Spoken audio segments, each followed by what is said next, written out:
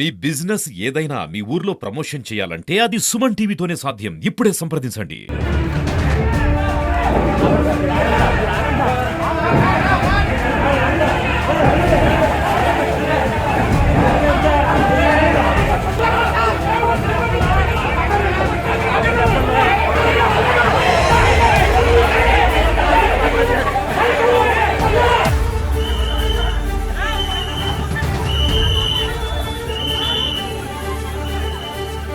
నమస్తే, welcome to Suman TV. కాకినాడలోని మాజీ MLA Dwarampudi Chandrasekhar Reddy ప్రధాన అనుచరుడు వల్లా సూరిబాబు ఎవరైతే ఉన్నారో తాను కడుతున్న ఈ ఇంటిని నిన్న కూల్చివేసేందుకు రంగం సిద్ధం చేశారు. ఎందుకంటే ఇది అక్రమ కట్టడం అంటూ కూడా మున్సిపల్ అధికారులు చెబుతున్నారు. G+1 పర్మిషన్ తీసుకొని 2వ అంతస్తు భారీగా కడుతున్నందున దీన్ని కూల్చివేసేందుకు కూడా అధికారులు సిద్ధమయ్యారు. అయితే ఈ నేపథ్యంలోనే నిన్న జరిగిన గొడవ కూడా మనం చూసుకోవచ్చు.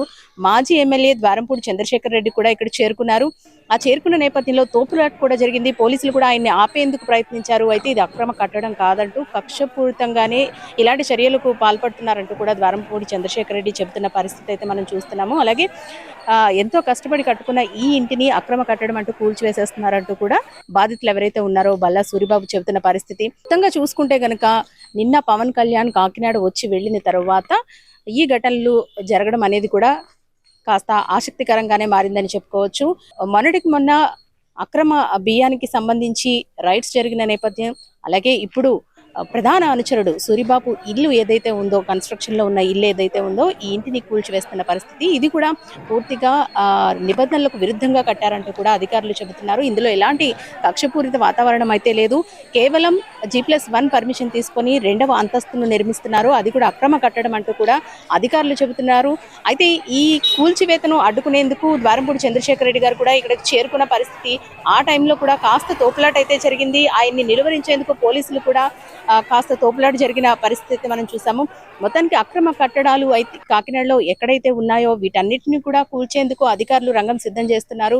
ఇది కేవలం అక్రమ కట్టడాలు కాబట్టే కూల్చివేస్తున్నాం కానీ ఎలాంటి రాజకీయ కక్షపూరిత కుట్ర కాదంటూ కూడా చెబుతున్నారు. అయినప్పటికీ కూడా బాధితులు ఎవరైతే ఉన్నారో వీళ్ళంతా కూడా దీన్ని ఆపేందుకు, ఈ కూల్చివేతను ఆపేందుకు ప్రయత్నించిన పరిస్థితి. ఆ టైంలోనే బల్లా సూరిబాబు ఎవరైతే ఉన్నారో ఆయన దుర్భాషలాడారంటూ కూడా చెబుతున్నారు. అన్పార్లమెంటరీ లాంగ్వేజ్ వాడుతూ కూడా నిన్న ఆయన గొడవ చేశారు అని కూడా అధికారులు చెబుతున్న పరిస్థితి. మొత్తానికి కాకినాడలో ఎక్కడెక్కడ అనధికారికంగా నిర్మిస్తున్న కట్టడాలు ఏవైతే ఉన్నాయో వీటన్నిటిని కూల్చేందుకు అధికారులు రంగం సిద్ధం చేస్తున్నారు. అందులో ప్రధానంగా ఈ ఇల్లనే చెప్పుకోవచ్చు. మనం చూసుకోవచ్చు నిన్న గొడవ జరిగిన ప్రాంతం అయితే ఇదే. ఇది కేవలం G+1 పర్మిషన్ మాత్రమే తీసుకున్నారు. అయితే మనం చూసుకోవచ్చు పైన 2వ అంతస్తు భారీగానే వేశారు. కేవలం పర్మిషన్ లేనందువల్లనే దీన్ని కూల్చివేసేందుకు మేము వచ్చామంటూ కూడా అధికారులు చెప్పినప్పటికీ కూడా బాధితులు ఎవరైతే ఉన్నారో వీళ్ళు వెనకపోవడం, అలాగే వాతావరణం ఉద్రిక్తంగా మారడంతో పోలీసులు కూడా రంగప్రవేశం చేశారు.